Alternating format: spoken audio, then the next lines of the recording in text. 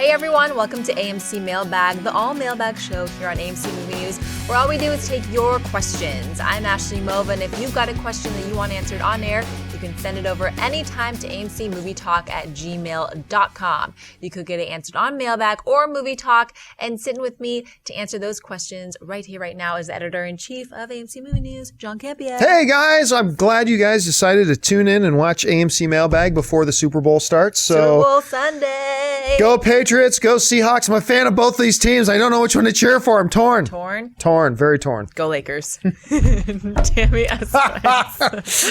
Hi guys, love the show. My question is, can you ever see a Bond movie win Best Film at the Oscars, or is the brand too well known? I love Casino Royale and Skyfall was amazing too, but weren't even nominated. Your thoughts? Well, no, too well known. That's a non. That has nothing to do with it. Don't worry about it being too well known.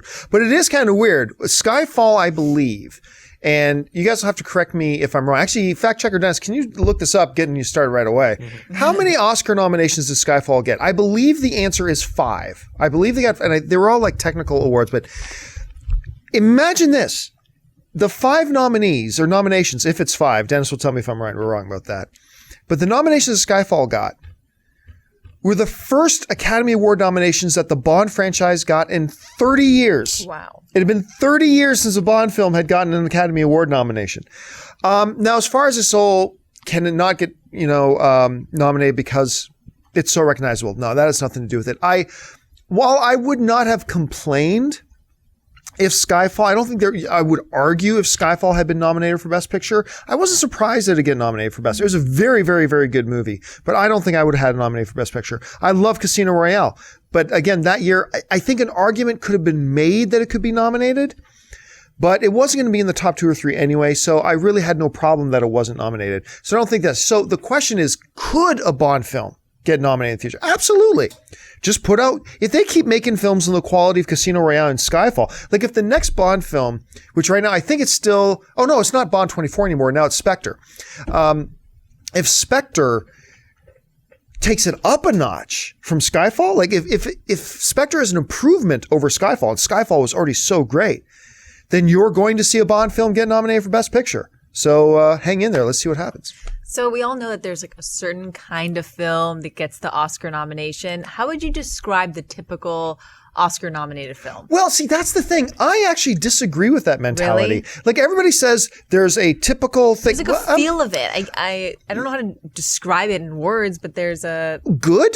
Like, good. like really good, great. I mean, look, you're talking about like movies like whether it's The Godfather versus Hurt Locker, whether it's Avatar, which didn't win, but Avatar was one of the favorites to win, and movies like Lord of the Rings, like all 3 Lord of the Rings movies got nominated.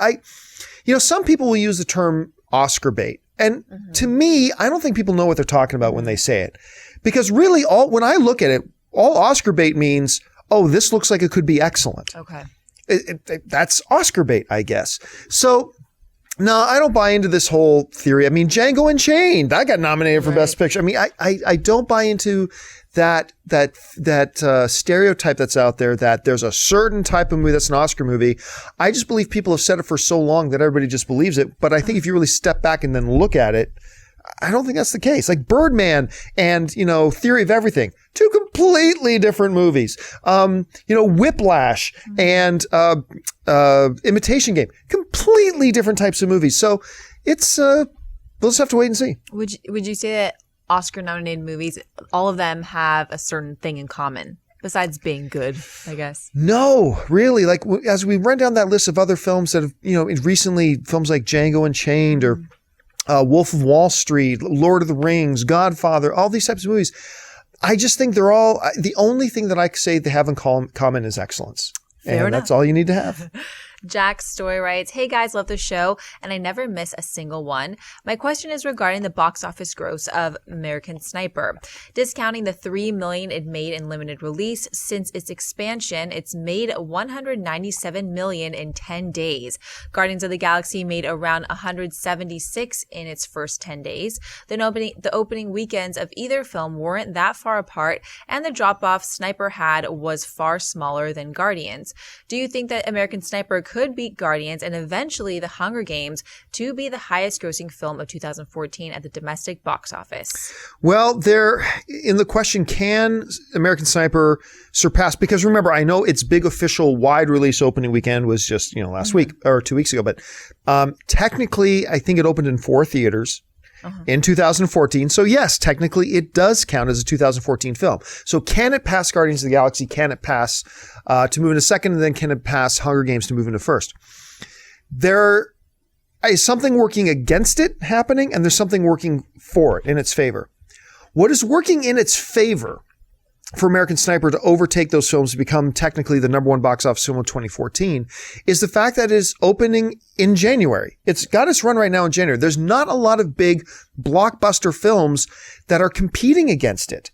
So it's really just raking in all the popular money right now at the box office. Because like this week, Black or White, I'm looking forward to Black or White, but I don't think it's going to be a major, major hit. You got The Loft, which I'm also looking forward to seeing The Loft, but it's not a major, major film. Also opening this weekend is Project Almanac. I think that's going to get some people out too, but it's not a huge blockbuster. Then next week you got maybe some stiffer competition, SpongeBob SquarePants, Jupiter Ascending. That's going to get a bunch of people out to the theaters. Yeah. But by that time it's in its like 3rd weekend or 4th weekend. So working in American Sniper's advantage is the fact that it has little competition until it gets to its 3rd or 4th week. What is working against American Sniper possibly breaking those records is it still has $100+ million it has to go. It's now going into its 3rd week. And American Sniper does not have as good of a movie as it is. I think even the people who love the film the most will admit that American Sniper does not have the rewatchability of a movie like Guardians of the Galaxy. People went and flocked to see Guardians of the Galaxy its first 2 weeks, but then what happened is they just started its 3rd and its 4th and its 5th and its 6th week. People just kept going back and seeing it again and again and again. And all of a sudden it passed the 300 million mark and went north of that. So working against it, becoming the number 1 film, it doesn't have the rewatchability that some other films have, particularly like Guardians of the Galaxy. What's working in its advantage is it still has relatively weak competition for another week. So if I had to bet, I would bet it does not cross. I don't think it beats Guardians of the Galaxy if I had to bet, but there's a very good argument that it could. So let's just kind of sit back and wait and see. Now I bet I could guess. All right. But out of the 3 films, which one is your favorite? Oh, out of the 3? Oh, yeah. By a mile, Guardians of the Galaxy. I knew it. By a mile, Guardians of the Galaxy, yeah. All right. When Tana writes, "Hi guys, love the show. Do you think Mad Max Fury Road will be a box office hit? The movie had so much problems and it's going against Avengers Age of Ultron. So what do you think? Will it be a flop or hit?"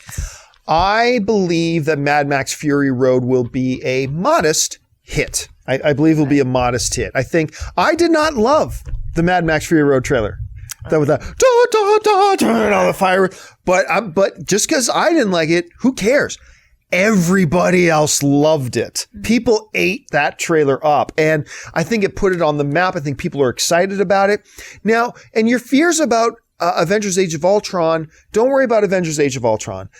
The movie Mad Max opens, I think, on the May 15th. Mm-hmm. Avengers Age of Ultron opens on May the 1st. There's 2 full weeks. So, most people who are excited about seeing Avengers Age of Ultron, they will have seen it already by the time Mad Max comes out. Not that Ultron isn't still going to pose some competition to Mad Max when it comes. It will, but it's not like it's going to bear the brunt of this mega force known as Avengers, so it's okay. It's got 2 weeks between it. So like I said, people's reactions to the trailer, it's a recognizable name. It's got a good star in it. Visually, it looks really great. I'm going to have to say that it's going to be a modest, maybe not like 200 million domestically, but I believe this film's going to be a hit. Do you think that they have the same type of audience that would go see both those films? I think there is a lot of crossover. Yeah. Though I think like Avengers Age of Ultron, though, will also have a lot of families that are bringing their kids to go see it. We're not going to see a lot of moms bringing their kids to go see, we have people knocking on the window outside. We're not going to see a lot of people. With us. We're not going to see, for instance, a lot of moms and dads bringing like little Timmy to go see Mad Max Fury Road. But there is some other overlap. People like me, people like Dennis, people like we are all of us in this room. We're very, very interested in both, and I think we represent a lot of people. If I was an actor in Mad Max Fury Road, what did we say you were? Power warrior woman? Yes. Warrior Woman. Warrior Woman. Okay. Warrior Woman. If Warrior Woman was in Mad Max Fury Road, I'd bring up the fact, like, why are we releasing this movie the same day? How much do actors have a say in what date their movie gets released? Well, it's not being released on the same day. They're being released 2 weeks apart. Yeah. Right, but actors, no, it's a very complicated answer. None. Zero. Wow.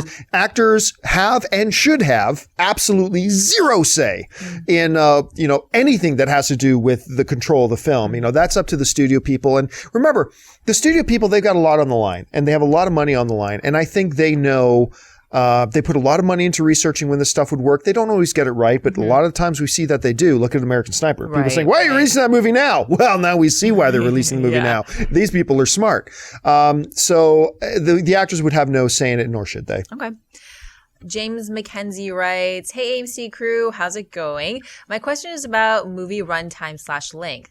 I hear a lot of people complain about movies being too long. I personally don't mind as long as the movie is good and entertaining. For example, Batman vs. Superman, a movie we have been waiting for. It's possible it could end up being a 3-hour film. Why would anyone complain about that if the film is really good and entertaining? The more, the better, right? Wrong. The more the better is not always the right answer. It's not. I talk a lot about, especially when we talk about comedies. For me, there's a sweet spot with comedies, and that's usually about an hour and a half. That's not to say there aren't exceptions where there's some comedies can go 2+ hours and still be great, but for me, a really great comedy, that hour and a half, maybe give or take 10, 15 more minutes, whatever. That's usually the sweet spot for me because you get me, you hook me in, you give me those laughs, whatever, and then you cut off the movie before we get into, okay, I'm getting tired of this stage, right? Then you get some movies like the Lord of the Rings films that they're just crafted in such a way and they're all paced in such a way where they can go over 3 hours and it's fine. That feels great. Some movies come out at 2 hours and that's just too long. It really depends on the individual film and not whether the film is good, but whether or not is this film paced in such a way? Yeah. Is this film have enough material in it to justify a longer length? Does it have the type of things where, hey, we can increase the pace of this film, make it really snappy and great if we bring it down to an hour and 50 minutes? It really all depends. More is not always better. And we've seen a lot of films actually, like King Kong. 2 hours of King Kong are really good. But that 1 hour just sucked most of the joy out of it for me. So that by the time I walked out of the theater, I'm like, yeah, I feel like I could have loved that movie, but it was just too long, even though it was shorter than some of Peter Jackson's other films. All depends on a film-by-film basis. Right. So do you ever get I call it eager beaver in films where it's just like, oh my gosh, end. Like I loved Into the Woods. Like I majored in theater. I love musicals. But when I thought it was going to end at that one point and then it continued on. The happily ever after point. Exactly. I was just like, oh my gosh, why did you continue? We've been talking about this a lot, actually. That is a great example of this whole thing. Into the Woods, the first 2+ acts, 2 acts plus a little bit, is actually really fun and engaging and all this kind of stuff. I had a really good time with it up until you come to the part where you think the movie's ending. The happily ever after part, if you will. And then the movie goes another 20, 25 minutes. And it's just like, no. That knocked, out of my 1 to 10 scale, that probably knocked 2 off just like that. So, nope, more is not always better. Victor Ramirez writes, hey, love the show and keep up the great work. I was just wondering why you haven't done any spoiler reviews for any of the Oscar-nominated movies for Best Picture. It confuses me because these are known as the best movies of the year, yet you guys don't cover them. I know you'll be doing an Oscar show covering the movies that won. Just want to see justice shown to the ones that didn't win. Thanks. Well, okay, let me, first of all, Craig, we cover all of these movies. We've talked about all of these movies at length. We have not done reviews of these movies, but we give a lot of coverage and we've talked to them a lot both on Mailbag or AMC Movie Talk, throughout the year. That being said, why not do a spoiler review of Whiplash? Why not do a spoiler review of Birdman or of Imitation Game or Selma and things like that? And it goes back, for those of you who've been watching AMC Movie Talk or AMC Movie News for a while, you know this already, but for those of you who haven't heard us say this, our spoiler reviews are basically reserved because they're meant only for people who have seen the movie, because we go full blown into spoilers in those reviews and we talk about them at length, point by point. So really those reviews that we do, those spoiler reviews, are only meant for people who have seen the film. That being said, that kind of limits how many films we then cover, or that we do reviews for, because, you know, Birdman, which I think, I'm not 100% committed to this yet, but I believe I'm going to end up saying it is my favorite film of the year. But Birdman, not many people saw it.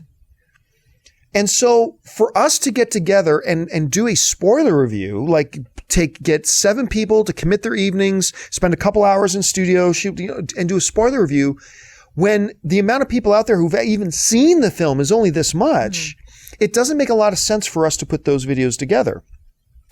Same as with Imitation Game, same as with Selma and things like that. We generally only do the spoiler reviews for films that a lot of people will have seen, because only those people can watch our spoiler review.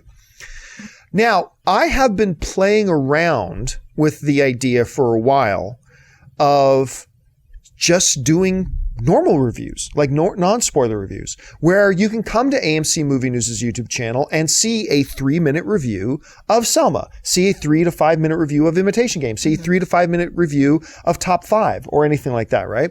And working those in to go along with our longer form spoiler reviews, because our spoiler reviews usually go anywhere between a half hour and an hour long. So maybe we do spoiler reviews for a few films, and we'll do regular reviews for a lot of films. I haven't decided yet. Me and Dennis and Amy Rose are going to have to talk about that and figure out if that's right for us or not. I'm not sure. Actually, do me a favor. Hop in the comments section. Let me know if you think, because look, there's a lot of people out there who do movie reviews. Everybody and their cousin's dog do movie reviews out there. I love my cousin's dog. I'm pretty sure there's somewhere a YouTube channel of my cousin's dog's movie reviews. I'm pretty sure. Everybody does movie reviews. There's every place in the world you can go to get movie reviews. Everybody does it. So I don't know that you guys would even find it useful for us to have movie reviews, but let me know. Let me know in the comment section. Everyone could do it from home. It'd be cool to like see people's houses, and they'd just be like, just hop on your own laptop. And their dog. And their dog. Yeah, that'd be great. Elvin Rivera writes, "Hey guys, longtime viewer of the best damn movie-related show in the galaxy. Damn right. Which a raccoon and a tree are the watchful guardians of? We hear it said a lot, and for obvious reasons, that films have many secrets which have to be kept in order to keep the plot from spilling out into the public. I'm all for it, and I completely understand, but my question is this. What would happen to, let's say, Chris Evans or RDJ if he does a random tweet or a live stream on YouTube and just blurts out which Avenger dies in Age of Ultron? As impossible as that is, what power does Marvel and or Disney have over these men that they would never fathom to do such a thing? Can they even tell their wives and kids? I imagine Paul Bettany's kids have some deep insider on the vision." Yeah, no. Well, Paul Bettany's kids, well, here's the thing. All these actors, how much power does the studios have over them? All the power in the world. Because when you sign up for these movies, even before they get to look at a script for the first time, these actors have to sign a stack of papers about this tall that are all NDAs, also known as non-disclosure agreements.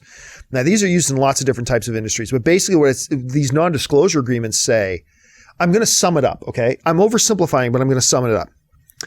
If you by signing this form, you agree that if you ever reveal anything about this movie, we get to chop off your penis. And it's basically that. Yikes. Followed by your head. And you think I'm exaggerating? These contracts are so severe and they're so stern. And, they use the word in the question. They're absolutely right. So necessary. You have to have these clauses in there. These actors know that you spill one word, they can ruin you. They will destroy you. And they have to be like that because they have to protect that property. Now, you say, I bet Paul Bettany's kids knows a few things. You know what? My wife, Ann, she's like a senior project manager at Hasbro. Mm-hmm. She knows everything. Everything? She knows everything about a lot of whether Star Wars or whatever. Like, she knows a lot. Guess how much she tells me? Nothing. Not a word. There's even some times where I'll read something from some other source, whether it's about GoBots or whether it's about Voltron or whether it's about a few other things, and I'll read something and I'll go to Ann. Hey Ann, I'm hearing this. Now it's not coming from you, honey, but I'm hearing this. What would you say to that? And she'll just look at me, nothing. Nothing. No comment. Okay, fine. And that's just, and we're nobodies. So like Robert Downey Jr., you may assume Paul Bettany at least tells his kids. I bet you he does not. Because all it would take is for him to tell his little Paul Jr. Bettany, who's 7 years old, and say, guess what? Daddy, as Vision, is going to get to kill Hulk in the movie. Yeah. Now little Paul Bettany goes off to school and tells his little friend, and then pretty soon they're going to trace that back because that word's going to get out, and then they're going to trace it back to where it came from. They're going to find out it came from Paul Bettany, and then Paul Bettany's going to turn up in a ditch in Nevada somewhere with like a little Marvel brand stabbed on his chest, bare chest, as a warning to others to not cross him again. Like seriously, this is heavy stuff. Has this ever happened? In the business world, yes. In the creative world, yes. In the movie world, I can't think of anything off the top of my head. I mean, it's literally, it's suicide to do it. So I can't think of any big examples. But once again, you guys in the chat board, if you can think of things like that, where maybe some stuff like that was happening, a big high profile case that I'm not remembering, jot it down in the comment section. That'd be great. Benny Martinez writes, hello, everyone. I was just wondering, now that trailers are everywhere online, example, YouTube, do you feel it takes the magic of trailers away when you go see a movie at the theaters? For me, I feel like there's no magic of trailers anymore when you go see a movie at the theaters. Well, there's a part of me that wants to say yes, but I'll just give you an example. This past Christmas, in December, I should say, we were getting ready to watch the first trailer for Star Wars. Mm-hmm. And a bunch of us went down to the AMC Century City and we were going to watch it on the big screen for the first time. Mm-hmm. But they leaked it online early. Not leaked. Disney put it out online early. Aww. And so I was there struggling. What do I do? The struggle is real. I couldn't help it. I had to watch it. So I watched it and enjoyed it very much. But then we went to the Century City 16, the AMC Century City, and we sat in that theater and the credits came and it was so much better. Mm. It was so much better. Mm. I mean, look, take what I'm about to say with a grain of salt because I work for a movie theater company, okay? So obviously there's going to be huge bias involved. So take this with a grain of salt. But I've said this long before I ever worked with AMC. Even just trailers. No matter how, I got a 60-inch TV in my living room, right? Nothing compares to the in-theater movie experience, even just for a trailer. Because when I watched it on the big screen, that Star Wars trailer, emotionally, it had a different impact on me. It hit me deeper. It hit me harder, And it was just a better experience watching it there. So does it take away from the magic of it? I don't think so, because even I, like somebody who's in the movie, remember 99% of people aren't scavenging around online every day looking for what new trailer came today. Mm-hmm. So you go into the movie theater, and even I sometimes, I'm in the movie theater getting ready for a movie to start, and a trailer will come up that I didn't even know was coming out yet. I didn't even know that trailer was dropping, and so there's still the magic to that. But still, nothing replaces the in-theater magic to me. And so I say the magic, at least for me personally, of seeing a trailer in theaters is still there. Growing up, my brother would always say, oh, trailers are the best part. Like, we have to get there early enough to see the movie. Are you one of those people? I actually am one of those people. I want to be there to see the trailers. I love the trailer. To me, trailers is a part of the movie-going experience. Growing up in Canada, maybe there's some places in the States that do this. I don't know. Maybe AMC does this somewhere other than Los Angeles, so I better be careful. But I do not like showing commercials before movies. Oh. I don't like that at all. I mean, like, let's say a movie's supposed to start at 7 p.m. Mm-hmm. and it says 7 p.m. is showtime. I don't mind if a movie shows commercials from 6:30 to 7 o'clock because that's before showtime. Yeah. You can put anything on screen. But what I've always had a problem with before is like 7 o'clock is showtime. Don't show commercials. But trailers, I can sit through 25 minutes of trailers. I love trailers. Yeah, to me, it's a part of the movie-going experience. Once again, I'm not saying that's how everybody should feel. Mm-hmm. I'm just telling you how I personally feel. But it's part of the movie-going magic for me. I agree. John Michael writes, hey, John. So I was on Facebook that you said that Fantastic Four trailer was good. Apparently, that's what the name is now. My question is, what made you like this trailer more than the Interstellar trailer, which you dislike? because I saw those trailers as more or less the same. Thanks. Well, okay, I kind of referenced this a little bit on AMC Movie Talk earlier this week, but first of all, I disliked the first Interstellar trailer. I did. But the following two trailers I liked very much. So remember, we're talking about that first trailer. And I still contend that trailer was not a good trailer. It wasn't a good trailer. All it was a picture of the reconnaissance driving in his car in a cornfield, and then close-up pictures of old pictures on shelves and a picture of outer space. It did nothing. It told you absolutely nothing. There's a different. Everybody's like, well, what would you rather give everything away? Guess what? There's somewhere in the middle between giving too much of the movie away and giving you nothing. There's a happy medium. At least tell us what the movie's about a little bit. So, I contend, I said this before, I will say it again. I contend that first Interstellar trailer, love the second two trailers. But that first one, you play that exact same trailer and have the words, a film by Michael Bay come up. Everybody would have trashed that trailer. But because it's like from Christopher Nolan, this trailer is magic. It wasn't a good trailer. And I like Interstellar a lot. That was not a good first trailer. Okay. That being said, is there some similarities in the tone of that first Interstellar trailer and this first Fantastic Four trailer? Yeah, there's some similarities in tone, but that's where the similarities end. Like I said, in that first Interstellar trailer, all you saw was a guy not even talking about the story, driving in his car through a dusty road and some random pictures of space and old pictures on shelves.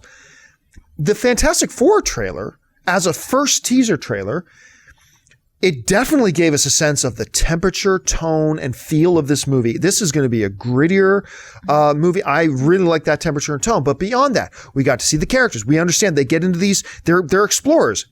That's something a lot more that we learned the other way. They see them get into these capsules. They get teleported to another dimension. We see in the trailer that something happens to them. One guy turns into this rock creature. One guy bursts into flame.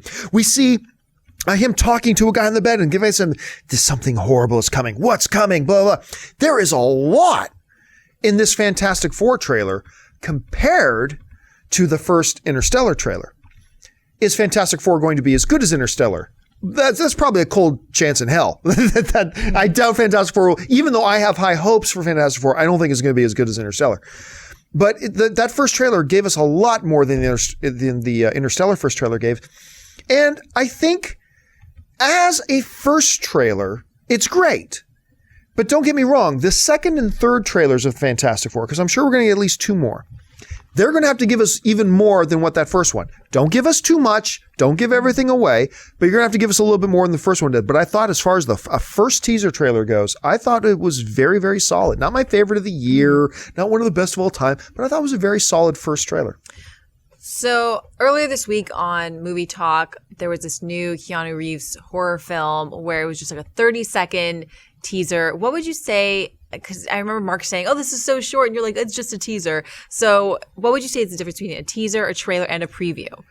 Well, I don't know about preview, because I think preview is just a word you can apply to either a teaser or a trailer.